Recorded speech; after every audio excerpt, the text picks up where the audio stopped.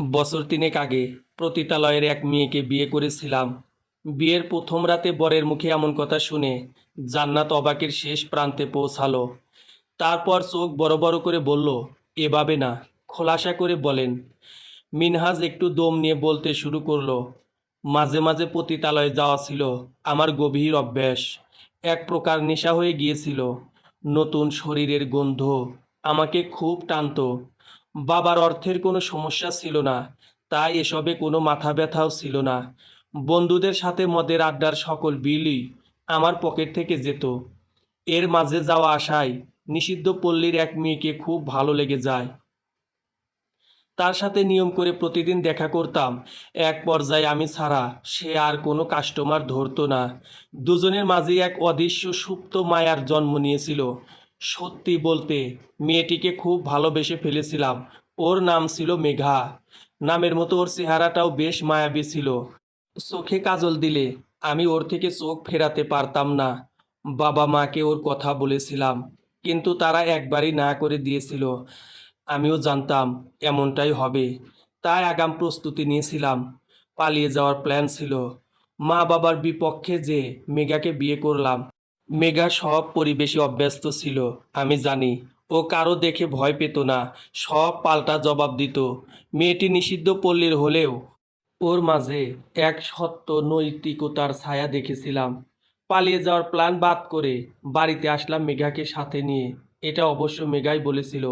ওর কথাতে সম্মতি দিয়েছিলাম, কিন্তু বাড়ি থেকে আমাকে কোনোভাবেই মেনে নিতে চায়নি। বাড়িতে মেঘাকে সবার সামনে উপস্থাপন করতেই সবাই আমার উপর রাগান্বিত হলো। আমাকে আর মেঘাকে বাড়ি থেকে বের হয়ে যাওয়ার কথা বলে। তখন মেঘা জবাব দেয়, আপনার ছেলে কোথায় যাবে না যাবে সেটা তার ব্যাপার। আপনাদের ইচ্ছা হলে তাড়িয়ে দেন, তবে আমি এই বাড়ি ছেড়ে কোথাও যাচ্ছি না। যেহেতু আপনার ছেলে আমাকে বিয়ে করেছে, সেই সূত্রে আমি এই বাড়ির বউ। আর এখানে আমার অধিকার আছে। আমি আমার অধিকার থেকে একটুও বঞ্চিত হতে রাজি নই। এখন যদি আপনাদের ইচ্ছা হয় ছেলেকে তাড়িয়ে দেন, যা ইচ্ছা করতে পারেন। মায়ের সাথে মেঘার বেশ তর্কাতর্কি চলল। মা এক পর্যায়ে বললেন, দেখ মেনহাজ দেখ, কাকে বিয়ে করেছিস।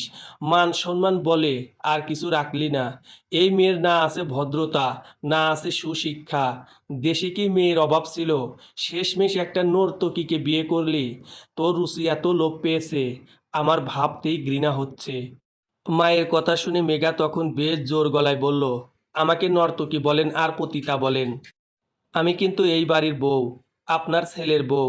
সেই ক্ষেত্রে একটু ভেবে বলবেন। কিছুক্ষণ আগে আমার একটা পরিচয় ছিল, এখন আমার জীবনে নতুন একটা পরিচয় আছে। আর আমাকে যদি যথাযথ অধিকার না দেওয়া হয়, তাহলে আমি সরাসরি কেস করে দেব। বাবা এবার মুখ খুললেন। কেস করতে কত টাকা লাগে জানো? শুধু কেস করলেই হয় না, কেস চালানোর জন্য টাকা প্রয়োজন। পুলিশরা যে খুব একটা চরিত্রবান, এটা আপনাকে কে বলেছে? টাকা নাই, দেহ তো আছে। এক রাত একটু ফষ্টি নষ্টি করলেই টাকা ছাড়া আমার কথায় নাচবে। মা বিশাল রাগান্বিত চেহারা নিয়ে বললেন, সে সে বেয়াদব মেয়ে, বড়দের সাথে কিভাবে কথা বলতে হয় তাও জানে না।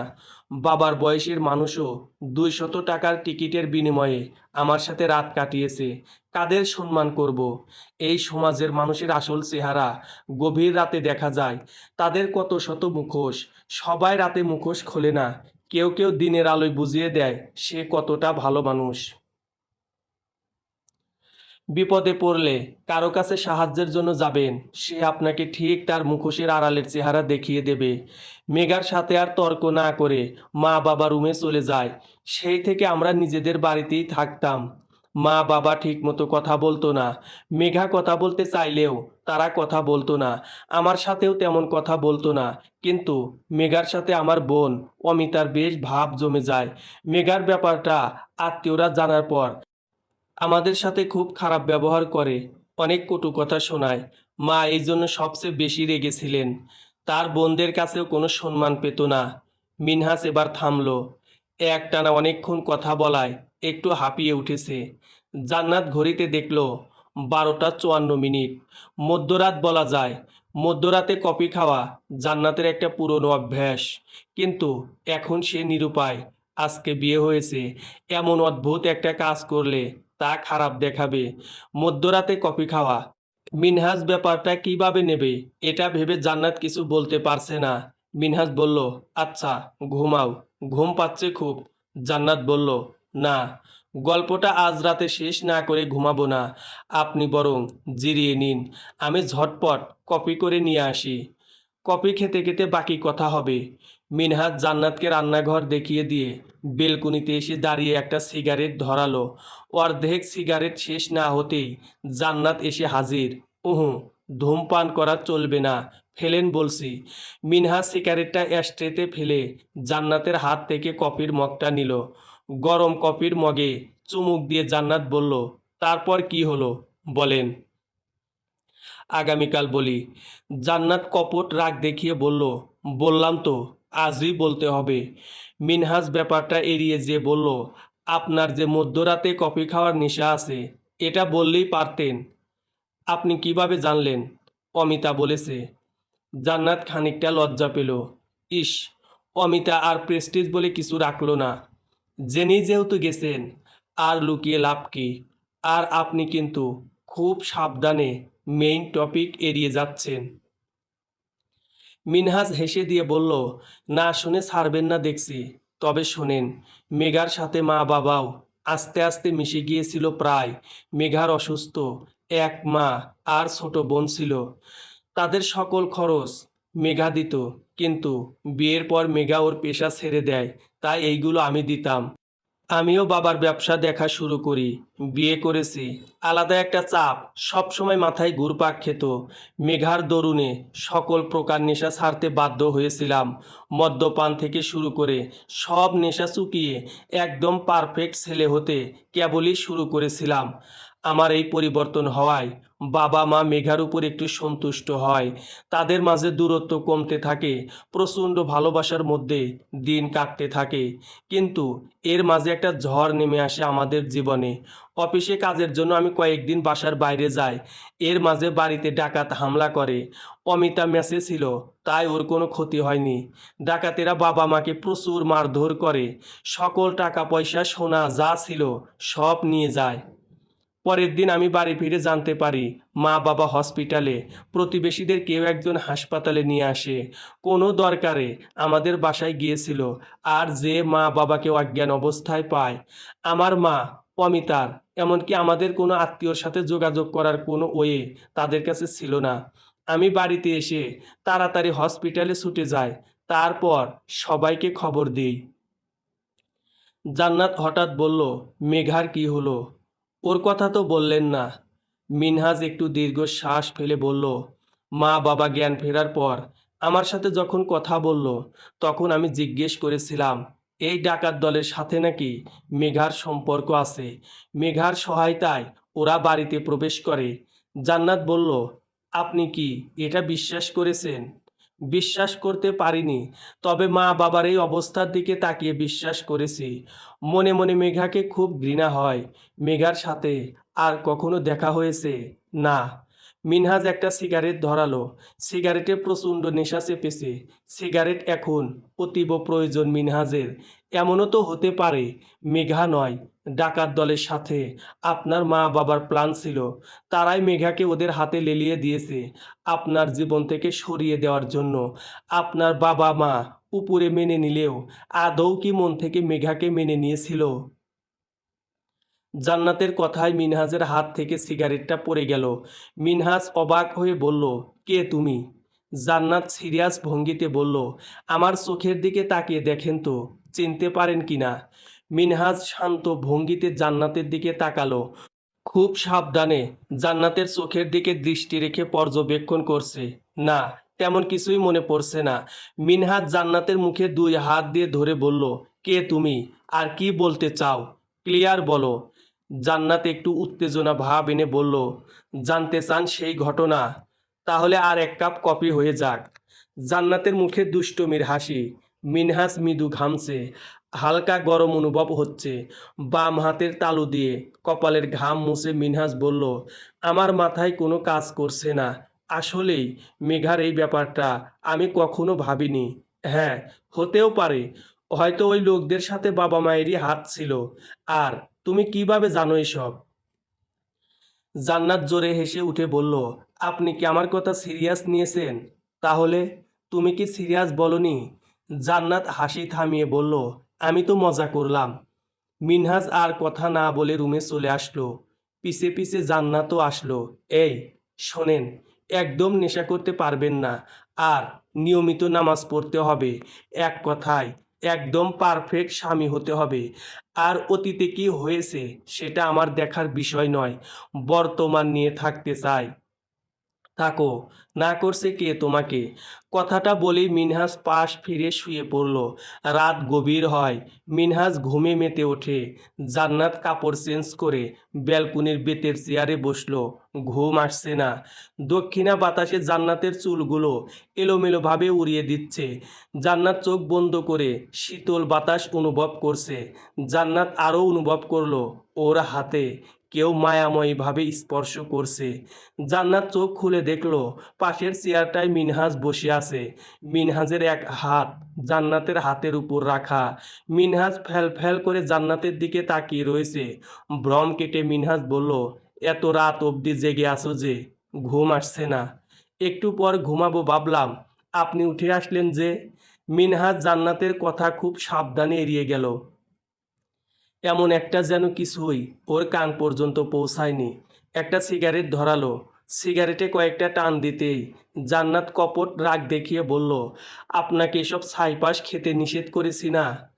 জান্নাতের কথায় মিনহাজের কোনো ভ্রুক্ষেপ হলো না।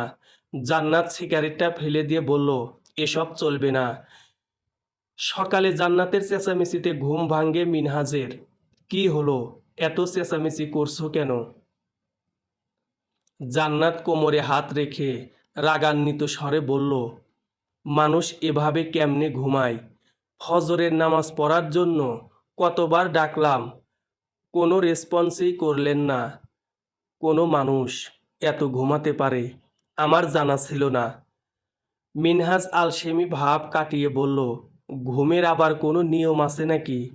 যখন কলেজে পড়তাম তখন আমার স্যার প্রায় একটা কথা বলতেন, শুনবা সেই কথা? বলেন দেখি আপনার সেই অমূল্য কথা। মিনহাজ সিরিয়াস ভাব নিয়ে বলল, স্যার বলতেন, তোরা এখন যত পারিস আরামে ঘুমিয়ে নে।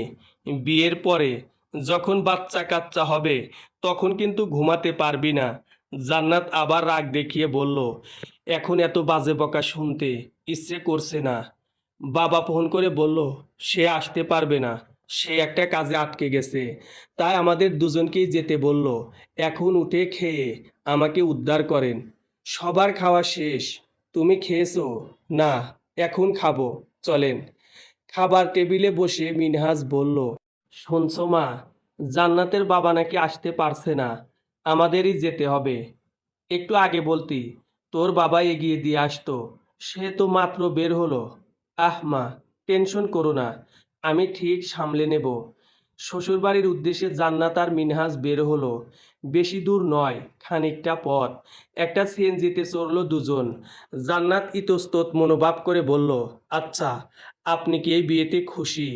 হঠাৎ এই প্রশ্ন। না, এমনি বলছি। আমার রুমমেট এক বড় আপু ছিল, বাড়ি থেকে পছন্দ করা ছেলের সাথে বিয়ে করেছিল ওই আপু। কিছুদিন বেশ ভালোই চলছিল। সব ধরনের গল্প আপু আমার সাথে শেয়ার করত। প্রথম কিছুদিন তো আপু খুব খুশি ছিল, কিন্তু কিছুদিন পরে আপু শুধু মনমরা হয়ে থাকতো। কেমন হাসি খুশি মুখ চুপসে গিয়েছিল। বেশ কিছুদিন আপু মেসে আসতো না। বাড়িতে ওই যে গেল, আর এলো না। পরে ম্যাচ ম্যানেজার ঠিকানা অনুযায়ী খোঁজ করে জানতে পারে আপু নাকি মারা গেছে। উনার স্বামী নাকি পরকীয়ায় লিপ্ত ছিল। এই নিয়ে আপু অনেক ঝামেলা করেছে।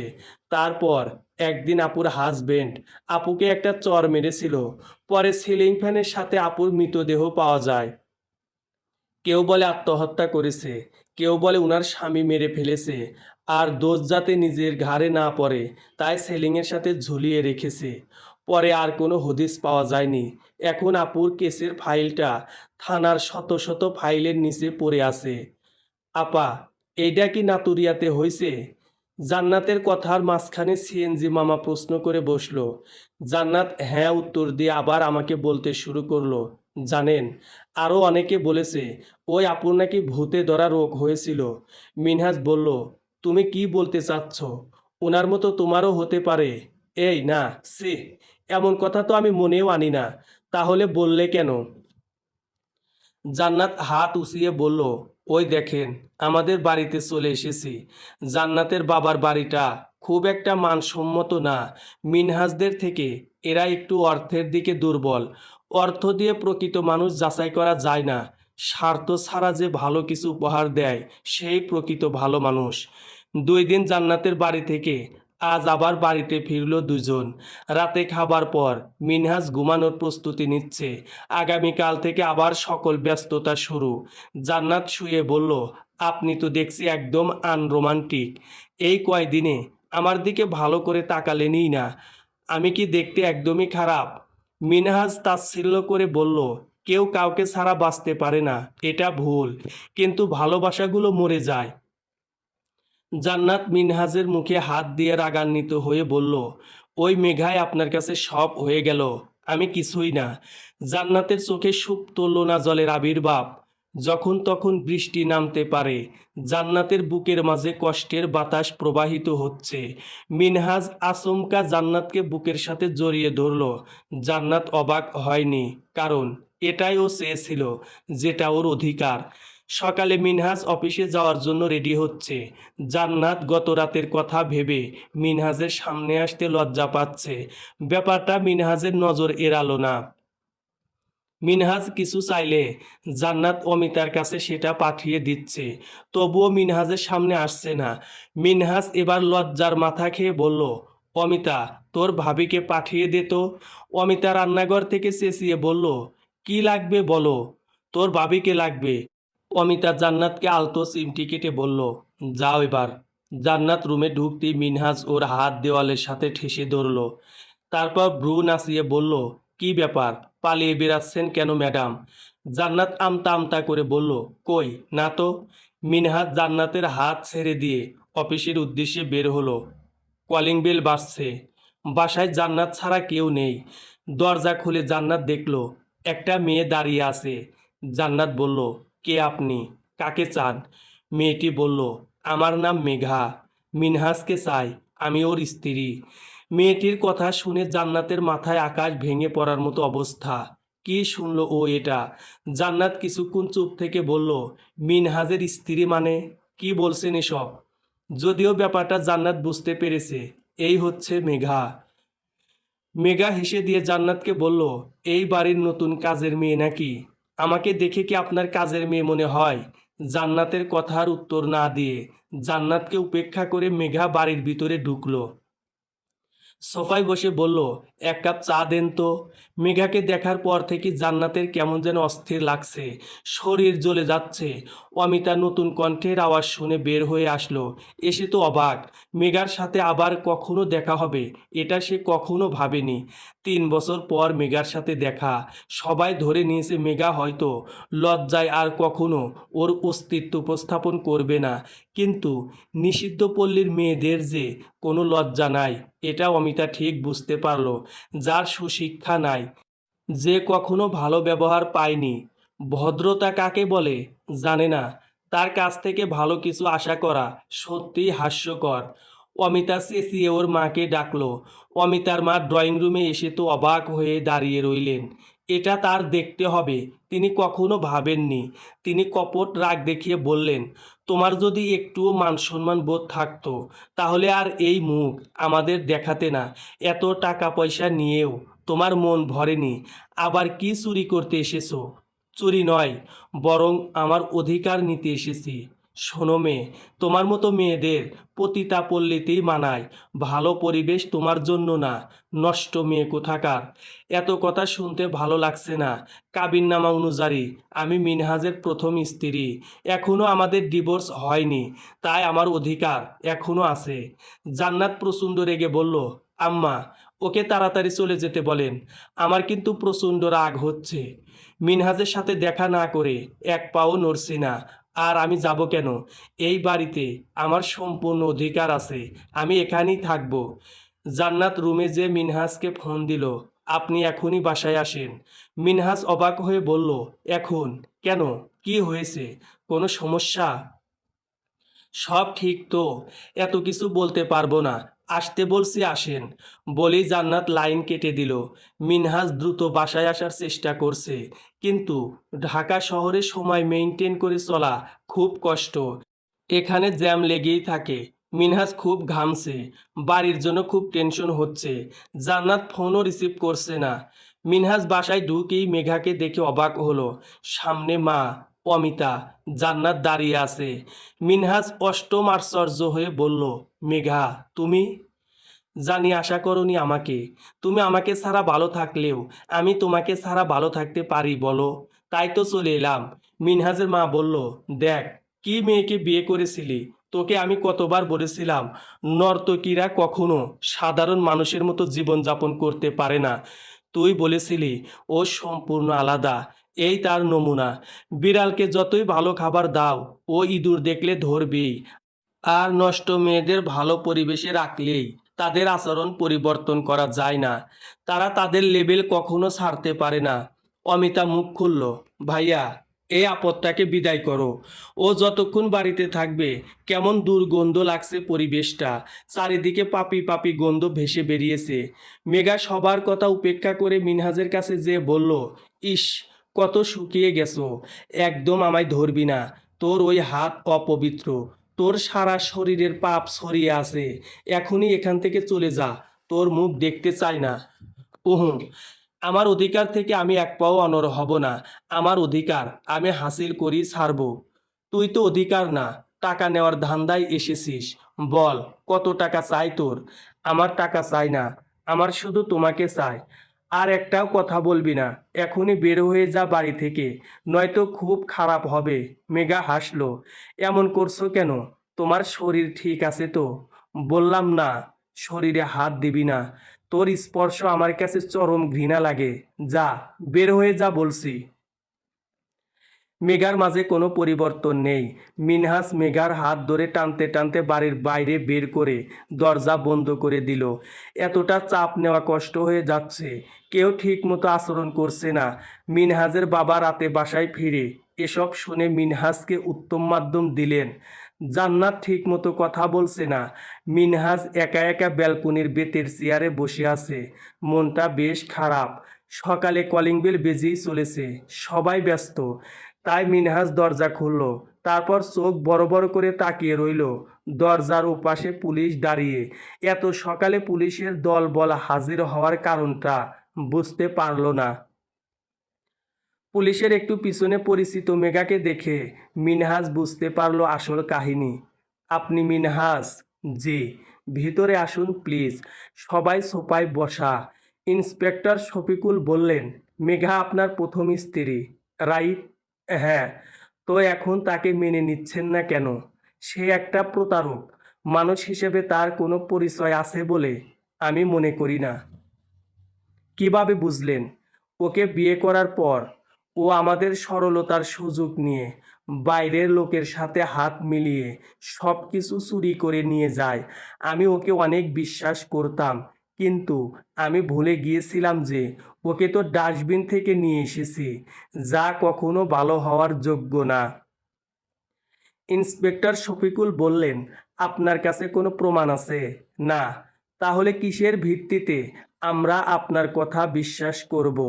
আর আপনি তো এই সম্পর্কে কোনো জিডিও করেননি। যদি করতেন, তো এখন আমরা আপনার পক্ষে কথা বলতে পারতাম। আর মেঘা তো বলছে সে কিডন্যাপ হয়েছিল। আপনার তো উচিত ছিল তাকে খুঁজে বের করার চেষ্টা করা। মিনহাজ ততস্থ হয়ে বলল, ইন্সপেক্টর, আপনি এখন কি বলতে চাচ্ছেন? আমি চাচ্ছি মেঘাকে তার অধিকার ফিরিয়ে দিতে। এখন আপনি কি চাচ্ছেন সেটা বলেন। মিনহাজ জান্নাতের দিকে তাকালো। কি বলবে ভেবে পাচ্ছে না। মিনহাজ বলল, দেখেন, আমার বাবা মা মিথ্যা বলেনি। আর ও যদি কিডন্যাপ হতো, তাহলে নিশ্চিত যে বাবা আর মা আমাকে এই বিষয়ে জানাতো। কিন্তু এটাই সত্যি যে ওই ডাকাতের সাথে হাত মিলিয়েছে। আমি চাচ্ছি ওকে ডিভোর্স দিতে। শুনুন, মেঘা তো ডিভোর্স দিতে চাইছে না। তাই আমার মনে হয় আপনার আর একটু ভাবা উচিত। আমি আগামীকাল আসবো, ভেবে নিন, সময় আছে। রাতে কয়েকবার মিনহাজ জান্নাতের সাথে কথা বলতে চেষ্টা করলো, কিন্তু জান্নাত একবারও কথা বলল না। মিনহাজকে এড়িয়ে চলছে। শোনো জান্নাত, যা হচ্ছে এতে আমার একদম হাত নেই। একটা মস্ত বড় ভুল করে ফেলেছি, তাই তার প্রতিদান আমাকে এখন দিতে হচ্ছে। তবে যাই হয়ে যাক না কেন, আমি তোমার পাশে থাকব। কথাগুলো বলতেই মিনহাজ অজ্ঞান হয়ে পড়ে গেল। ঘটনাস্থলের জান্নাত অবাক।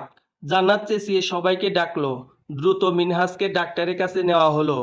রিপোর্ট নিয়ে মিনহাজের বাবা ডাক্তারের চেম্বার থেকে বের হলেন। জান্নাত উত্তেজিত হয়ে বললেন, কি হয়েছে বাবা? ডাক্তার কি বলল? তিনি পাশ কাটিয়ে চলে যাচ্ছেন। জান্নাত আটকে ধরলো। কি হলো বলেন। কিছু হয়নি। তাহলে বলছেন না কেন? প্লিজ বলেন। জান্নাত কেঁদে দিল। মিনহাজের বাবা ইতস্তত বোধ করে বললেন, মিনহাজের ক্যান্সার। কথাটি শুনে জান্নাত একদম নিশ্চুপ হয়ে গেল। ও যেন কথা বলার শক্তি হারিয়ে ফেলেছে। চোখ দিয়ে জল গড়িয়ে পড়ছে। জান্নাত ধপ করে ফ্লোরে বসে পড়ল। আশেপাশের শত শত চোখ জান্নাতের দিকে।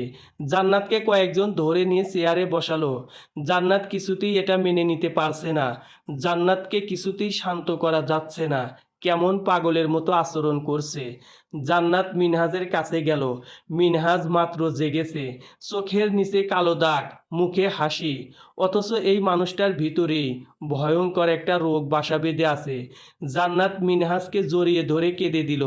এমন অদ্ভুত আচরণ দেখে মিনহাজ বলল, কি হয়েছে? কাঁদছো কেন? আমি তো ঠিক আছি। আর ডাক্তারও বলেছে সব ঠিক হয়ে যাবে। এখন এসব কঠিন রোগেরও অনেক চিকিৎসা আছে। তুমি কেঁদো না প্লিজ। জান্নাতের মুখে নেই কোনো শব্দ, নেই কোনো অভিযোগ, তবে চোখে অভিমান প্রচুর।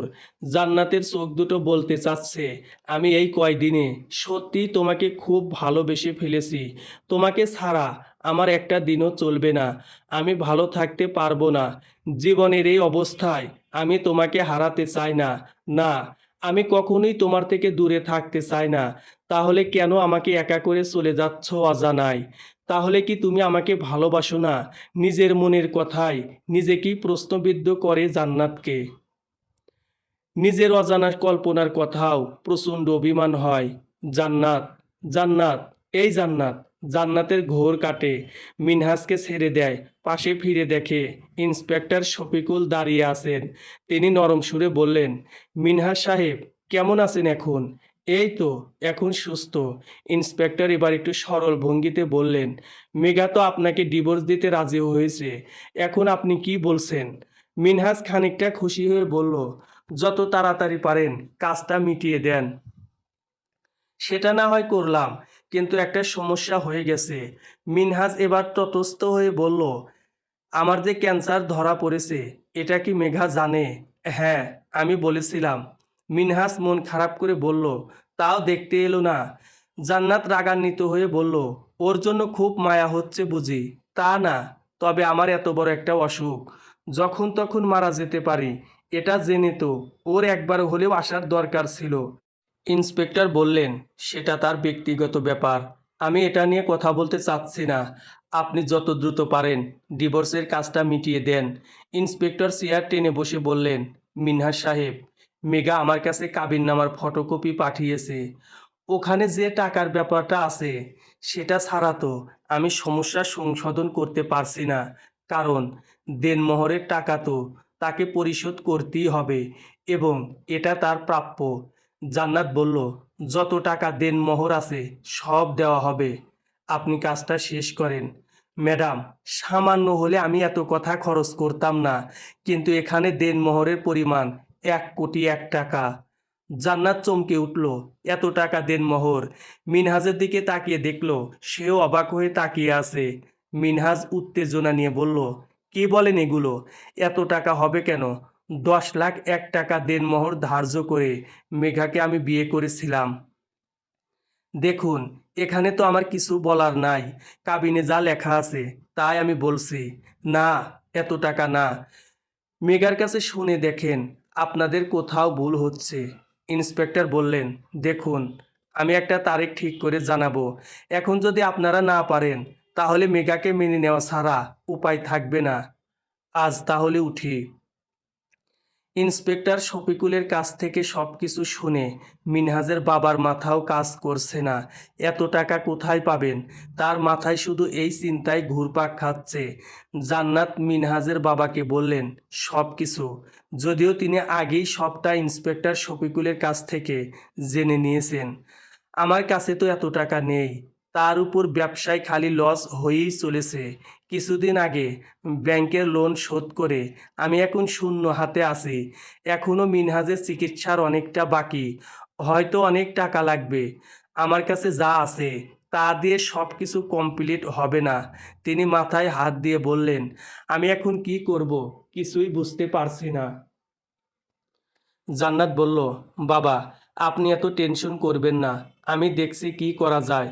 মিনহাজের খেয়াল রাখবেন, আমার ফিরতে রাত হতে পারে।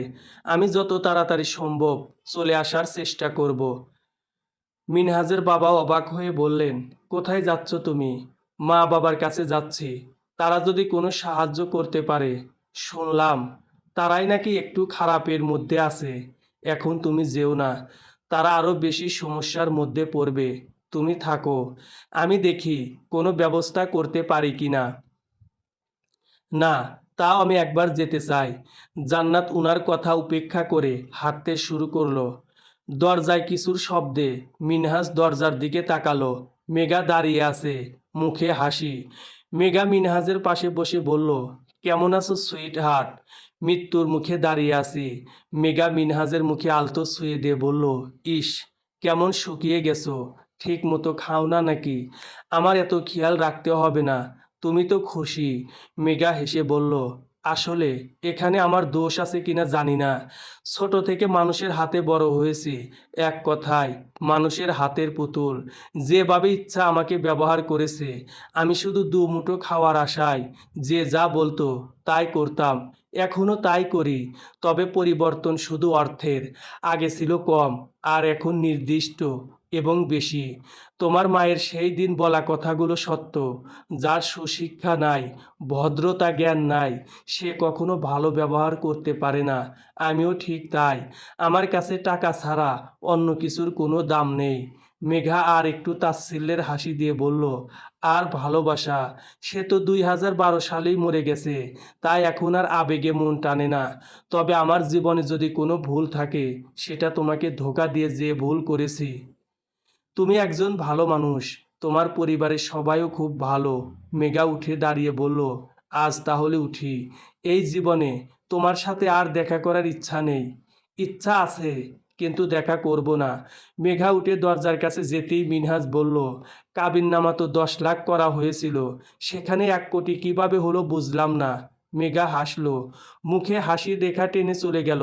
কোনো প্রতি উত্তর করলো না। মনে মনে বলল, আস্ত একটু বোকা। বাবা, আমার 50 লক্ষ টাকা লাগবে। জান্নাতের এমন কথা শুনে ওর বাবা মা অবাক হয়ে তাকিয়ে রইল। এত টাকা কি করবি? কি করব সেটা তোমার না জানলেও চলবে। তবে আজকে বিকেলের মধ্যে যদি আমার শ্বশুরের কাছে 50 লক্ষ টাকা না দাও, তবে মনে রাখবে তোমার মেয়ে মারা গেছে। জান্নাত নামের কোনো মেয়ে তোমাদের ছিল না। আর হ্যাঁ, তোমাদের জামাই অসুস্থ, হাসপাতালে ভর্তি আছে। যদি টাকা না দাও তবে দেখতে এসো না, আমার অনুরোধ রইল। জান্নাতের বাবা ওর দিকে তাকিয়ে দেখল, তার মেয়ের মাঝে কেমন অগোছালো একটা ভাব। মনে হচ্ছে কয়েকদিন ঠিক মতো খায় না। চোখ দেখে মনে হচ্ছে কয়েক রজনী তার চোখে নিদ্রা পড়েনি। জান্নাত দ্রুত ওদের বাড়ি থেকে বের হয়ে আসলো, উদ্দেশ্য হাসপাতাল। পরের দিন সবার উপস্থিতিতে মিনহাজ আর মেগার ডিভোর্স সম্পন্ন হলো। যদিও পুরোপুরি না, 6 মাস সময় লাগবে। তবে এখানে কঠিন একটা স্ট্যাম্প করা হলো। এরপর দুজনের কেউ চাইলেও আর একসাথে হতে পারবে না। মিনহাজকে বাসায় নিয়ে আসা হয়েছে। ডাক্তার যখন বলল, আপনারা পেশেন্টকে বাড়ি নিয়ে যেতে পারেন, তখন সবাই অবাক হয়ে বলল, মানে এত বড় অসুস্থতার মাঝে বাড়িতে নিয়ে কি করব? ডাক্তার হেসে দিয়ে বলল, আসলে ব্যাপারটা সাজানো। উনার তেমন কিছুই হয়নি। উনি আমাকে এইসব ঝামেলার কথা বলেছিলেন, তাই আমরা দুজন মিলে এই প্ল্যান করি, যাতে মেঘাকে তাড়াতাড়ি দূর করা যায়। মেঘা এমনিতেও চলে যেত, কিন্তু একটু সময় নিত আর ঝামেলা বাঁধাতো, তাই এই প্ল্যান করা। উনার মাথায় একটু চোট পেয়েছে, ওষুধ ঠিক মতো খাওয়ালে ইনশাল্লাহ ঠিক হয়ে যাবে। ডাক্তারের কথা শুনে জান্নাতের মনে এক কালো অন্ধকার জমা ছিল, তা মুছে গেল। কিন্তু ওই জায়গাটুকু অভিমানে ভরলো। কত টেনশন ছিলাম, আর সে আমার সাথে এমনটা করলো। বাড়িতে এসে জান্নাত মিনহাজের সাথে কথা বলছে না, খুব অভিমান করেছে। মনে অভিমানের এক বিশাল পাহাড় এঁকে রেখেছে। রাতে মিনহাজের জন্য খাবার দিতে রুমে গেলে মিনহাজ বলল, কি ব্যাপার, কথা বলছো না কেন? জান্নাতের কোনো ভ্রূক্ষেপ নেই। জান্নাত রুম থেকে বের হতে নিলেই মিনহাজ পথ আটকে দাঁড়ালো। কি ব্যাপার, পালাচ্ছ কেন? জান্নাত তবুও কথা বলছে না। মিনহাজ হাল ছেড়ে দিয়ে বিছানায় এসে বসলো। কি করা যায় এখন? মাঝরাতে ঘুম ভেঙে মিনহাজ দেখলো জান্নাত পাশে নেই। তটস্থ হয়ে উঠল। তারপর পা টিপে বেলকনিতে যেয়ে দেখলো জান্নাত জানালার গ্রিল ধরে দাঁড়িয়ে আছে। জান্নাতের মন খারাপ হলে মাঝরাতে ব্যালকনিতে এসে বসে থাকে। মিনহাজ জান্নাতকে আলতো করে জড়িয়ে ধরল। কারো শীতল পরিচিত স্পর্শ জান্নাতকে মুগ্ধ করল। জান্নাতকে নিজের দিকে মুখ করতেই জান্নাতের চোখে সুপ্ত জলের আবির্ভাব মিনহাজকে এক অজানা ব্যথায় ব্যথিত করল। জান্নাত, তুমি কাঁদছো কেন? জান্নাত কথা না বলে মিনহাজকে জড়িয়ে ধরল। মিনহাজ বলল, আমি সরি, আমি তোমাকে কষ্ট দিতে চাইনি, তবুও দিয়েছি, প্লিজ ক্ষমা করো। জান্নাত কান্না জড়িত কণ্ঠে বলল, তুমি খুব পচা, এত কষ্ট দাও কেন আমাকে? কিছু প্রশ্নের উত্তর হয় না, থাকে শুধু নিশ্চুপ চাহনি। ভালোবাসার অপার মুগ্ধতা গ্রাস করছে মিনহাজকে। হালকা বাতাসে জান্নাতের চুল উড়ছে, চোখে হালকা জল, কাজল নেওয়া থাকলে ঠিক লেপ্টে যেত। মিনহাজ আর একটু শক্ত করে ভালোবাসার মুগ্ধতায় জড়িয়ে নিল ওর আপনজনকে। ভালোবাসা তো এমনি, যেখানে অনুভব আছে, শীতলতা আছে, মনের গহীনে একটা জায়গা আছে যা তার জন্য বরাদ্দ। সমাপ্ত।